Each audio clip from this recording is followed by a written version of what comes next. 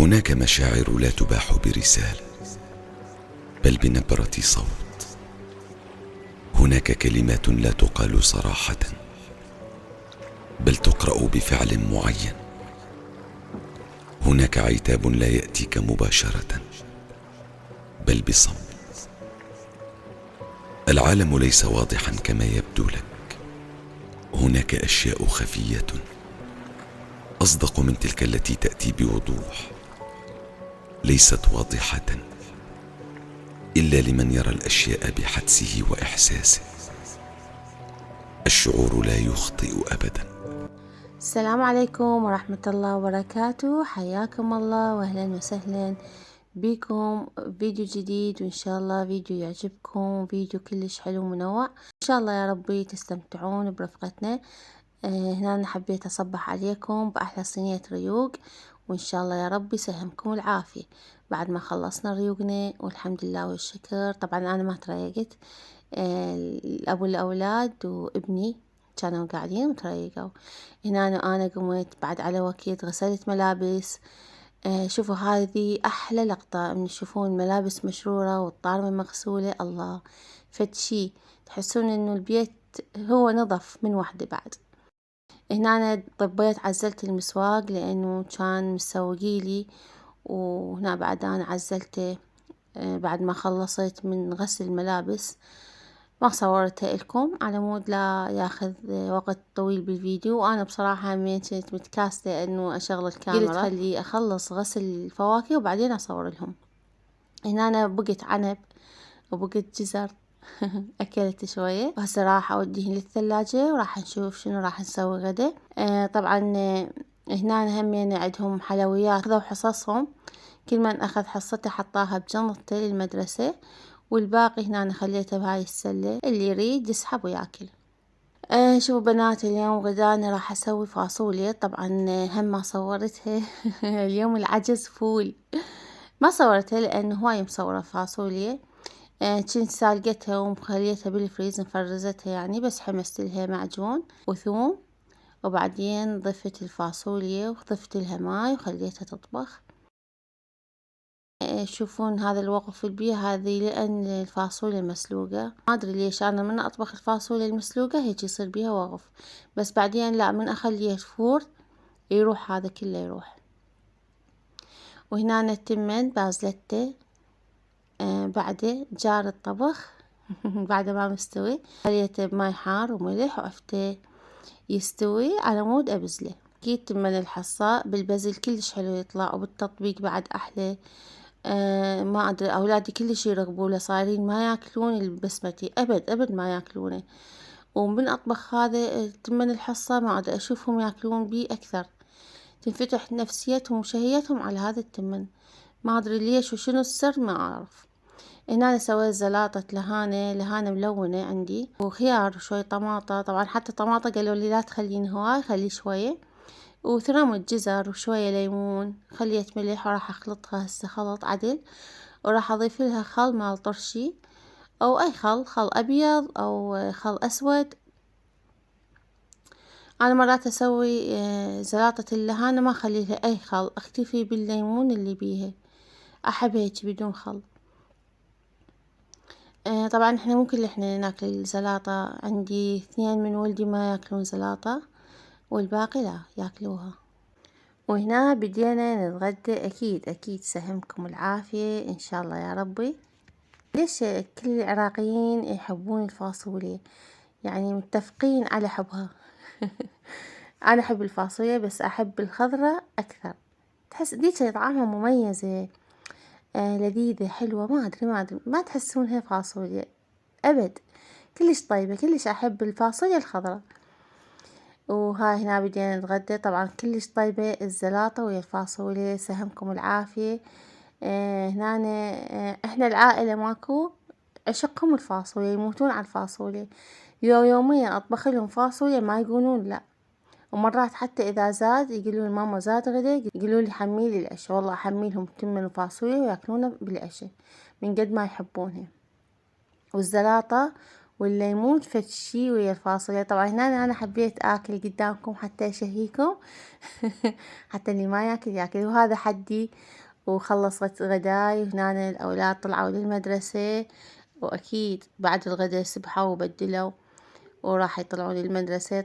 هنا أنا كنت أوصيهم وأقولهم لا تسوون مشاكل، ولا هما من النوع الهادئين عاقلين، وإيه وكنت أقولهم إنه لا تخلون أحد يضربكم، لو يتحرش بيكم، لو يسوي لكم شي يعني ياخذ منكم أقلامكم وأشياءكم، دائما روحوا للمدير اشتكوا له إذا أكو أحد يزعجكم دائما. فكنت أوصيهم، يعني أنا كل يوم أوصيهم، كل يوم هاي القوانين أعيدها. طبعا هنا بنات هذا مسواقنا، مسواق شوي غريب. شوفوا هذا شرائح الليمون المجفف كلش حلو، ما أدري أنا ما مجربته، هاي أول مرة نجيب من عنده. وهذا نبق مجفف، تخيلوا نبق مجفف بس كلش حلو طعمه، كأنه جاي تاكلون نبق يعني أخضر تازة تو هسه مستوي، كلش حلو. والليمون ريحته كلش طيبة كلش قوية، ما لي يقول مجفف والله العظيم، ريحته كلش حلوة. وهاي هنا عندي بهارات، مجموعة من البهارات، عندي بهار برياني، عندي كاري وكركم وبهارات مرق. طبعا زوجي راح لإيران وسوق لنا من هناك، وهذا مسواق إيران مو من العراق، لا تقولون منين هذا منين اشتريته، فمو من العراق يعني من إيران. هنا جاب لنا مشبوش أو كرزات احنا نقول. أي وهذا جاب أشياء للأولاد، هذا كاكاو ونساتل وحبشكلات. طبعا هذا هنا يقولون طيب، بس بعد ما أدري أنا ما ضقته، ما أقدر أقول عنه طيب أو مو طيب.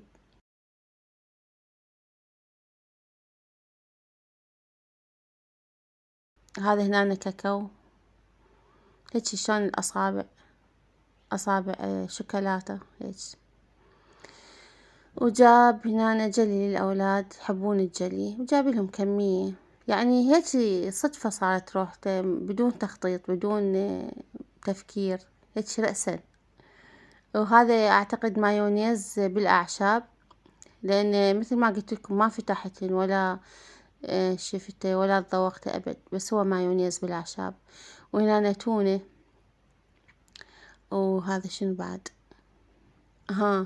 هذا أعتقد قمر الدين بنات، قمر الدين بس رمان، يعني شلون رمان مسوينه قمر دين،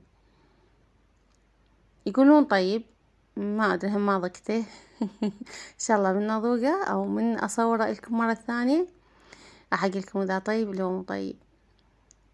طبعا هو كل ما يروح يتسوق يجيب هذا قمر دين، دائما يجيب قمر دين، ما أدري ليش هو يحبه، الأولاد يحبونه ما أدري يجوز لأن هو يحبه، بس ما أشوفه ياكل يعني هاي الأشياء. هو صح يشتريها ويجيبها ويجيب يعني كمية كبيرة، بس ما أشوفه يقعد ياكل أو يطلب مثلا جيبوا لي هيك شغلة جيبوا هيك، أبد يجيبها للأولاد.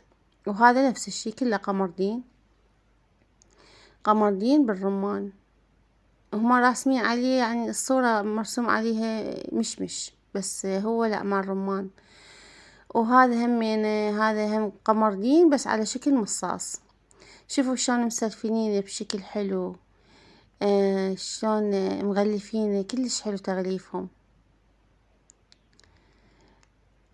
هما يمتازون بالتغليف الحلو بصراحة. هذا شنو؟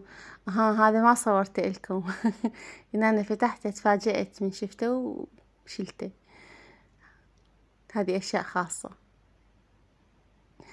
هذا هنا الحب الكبير، منو بيكم يحب الباصورق؟ يلا اللي يحب الباصورق يقول أنا أحب الباصورق. طبعا بنات كلش طيب كلش طيب الباصورق، احنا متفقين على حبه. هذا يعني يوم قعدنا نريد ناكل نفرش لنا فرشة بالقاع ونكسر ناكل لحد ما نتعب. وحلو يعني يسوي واهس بالأكل وما بدك تخلصينه اللي ضايقه راح يفتهم قصدي، كلش حلو طيب. بس مزعج بالتكسير بالتقشير مالته.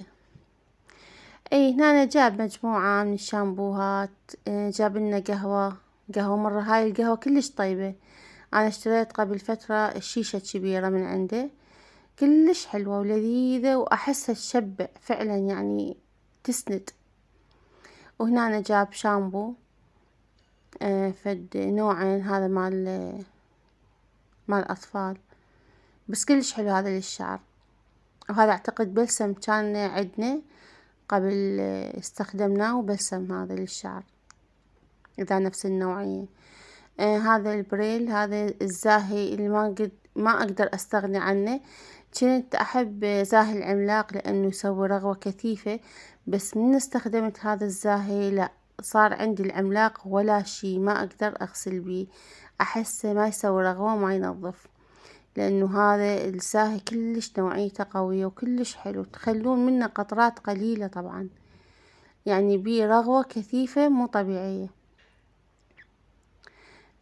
هواي سألتوني مرة يعني يسألوني منين تجيبون هذا، فبنات يعني احنا كل ما يروح لإيران يتسوق من عنده ويجيب من عنده الزاهي. هذا هنا كرتون مال كيك، وهنا كرتون مال معجنات وحلويات. طبعا هم حلوياتهم فاشلة، يعني نصيحة لوجه الله تعالى إذا تردون تروحون لإيران لا تتسوقون حلويات، بس الكيك مالهم طيب. هذا القطع اللي احنا نجيبه كلش حلو. هذه المعجنات كلش مو طيبة بنات. أنصحكم لا تذبون فلوسكم على هيك أشياء.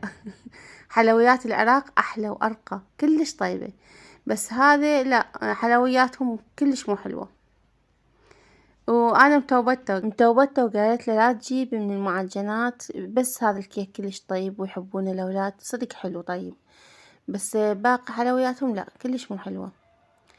هنا أنا جاب أحذية للأولاد وتب كرامة.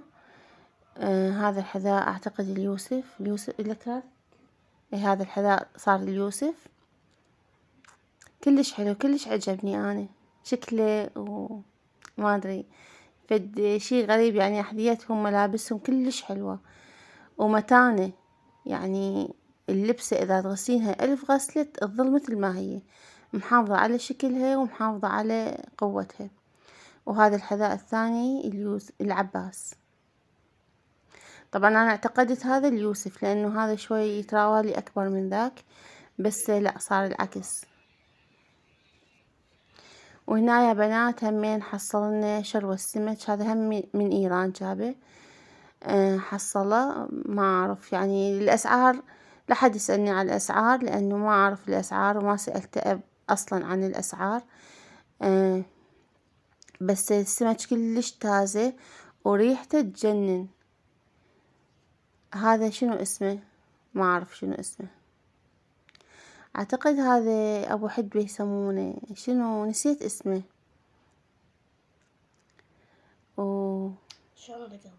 اي شانك بس كبار ومربع. مربع ما عنده رقبة. وهذا نوع ثاني من السمك، بس هذا شلون شكل النوابي، نفس النوابي بس مخطط يعني ما يصير شلون الملون. اي طبعا هنا أنا عجبني هذا السمك وحسيته طيب، فأزلت من عنده، قلت اليوم ثاني أسوي غدا.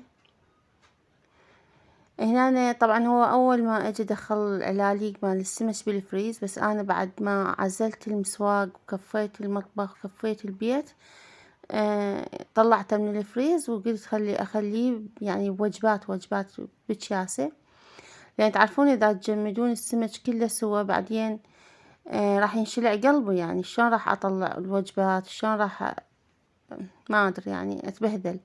فقلت لازم أخليه وجبات هيجي مثل ما تشوفون، وبعدين أخليه أجمده حتى كل ما أريده أطلع العلاقة.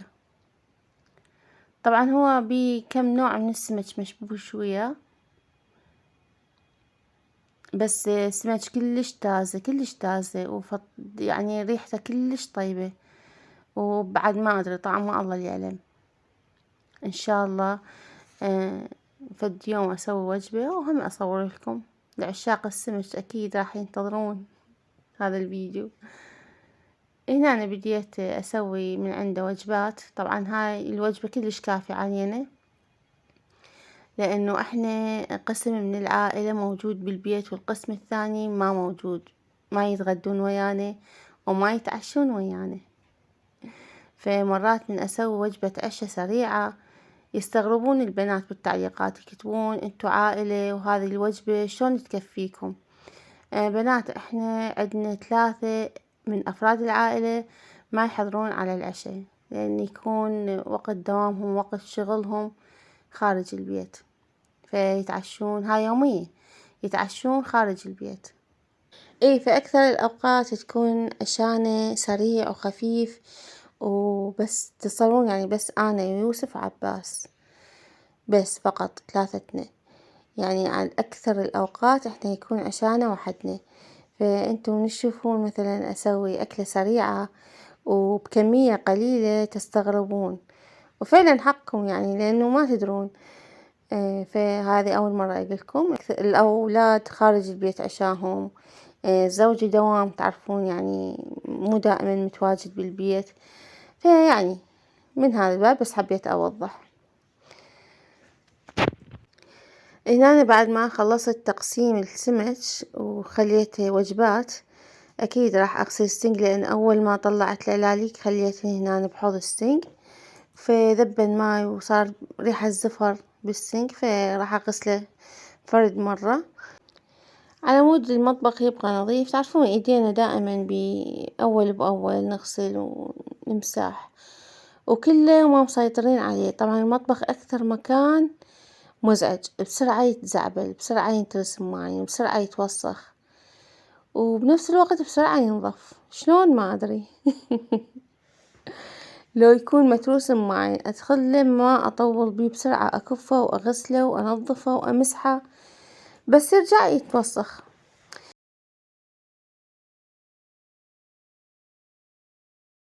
هذه الوجبة إن شاء الله باكر أنظفها وأطبخها غدا.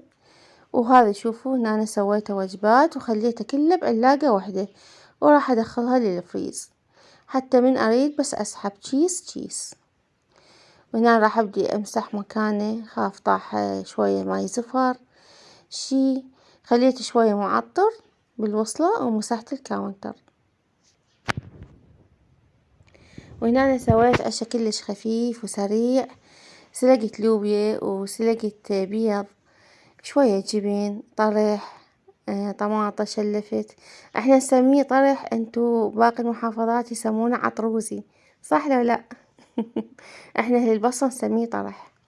وهنا الكبة قليت كم كوباية، لانه ما دام اكو لوبيا فهذا كله ما راح ياكلونه، كلش يحبون اللوبيا. واللي هنا حبيباتي راح اختم وياكم الفيديو. شكرا لكم، مع السلامة.